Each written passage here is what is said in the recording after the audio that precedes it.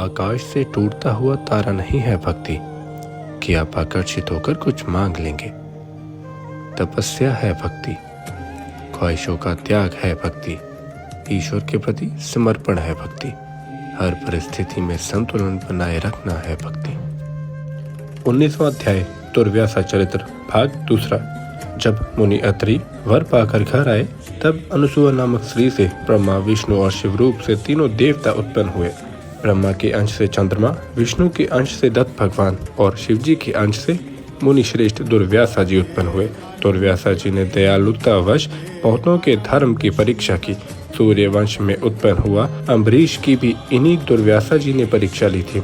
महाराज अम्बरीश सत्वदीप के स्वामी थे, जिन्होंने एकादशी का दृढ़ व्रत किया था। तब दुर्व्यासा जी उनके नियम को जानकर अपने अनेक शिष्यों के साथ उनके यहाँ आए।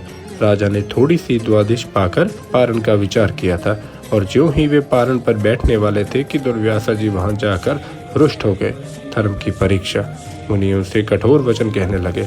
उन्होंने कहा, मुझे निमंत्रण देकर बिना भोजन कराए जल क्यों पी लिया? उसका फल दिखाऊंगा। ऐसा क्या ऋषि ने क्रोध कर राजा को अपने शाप द्वारा भस्म कर देना चाहा, लेकिन उसी समय उसकी रक्षा के लिए सुदर्शन चक्र उनकी रक्षा करने आया। शिव की माया से मोहित मुनि को शिव रूप नहीं जाना और मुनि को जलाने चला। तब आकाशवाणी ने यह कहकर सुदर्शन को शांत कराया और कहा कि ये दुर्व्यासा शिव रूप है। सुदर्शन चक्र तो शिव ने ही विष्णु को दिया था, फिर यह शिव जी पर आक्रमण क्यों कर रहा है? सुदर्शन शांत हो गया। राजा अम्बरीश ने दुर्व्यासा ऋषि को शिव जी का अवतार समझा, उन्हें प्रणाम किया। शिव जी के अंश से उत्पन्न दुर्व्यासा जी बड़े प्रसन्न हुए, उनके घर इच्छित भोजन करने गए। इसी प्रकार एक बार दुर्व्यासा जी ने रामचंद्र की भी परीक्षा ली। दुर्व्यासा जी से रामचंद्र जी ने नियम किया था कि हमारे तुम्हारे संवाद में कोई न आने पावे। तब एक समय जब वे दोनों महानुभाव एकांत में बैठे वार्तालाप कर रहे थे कि लक्ष्मण वहां चले गए। इससे रामचंद्र जी ने अपने प्रण के अनुसार शीघ्र ही उन भाई लक्ष्मण को त्याग दिया।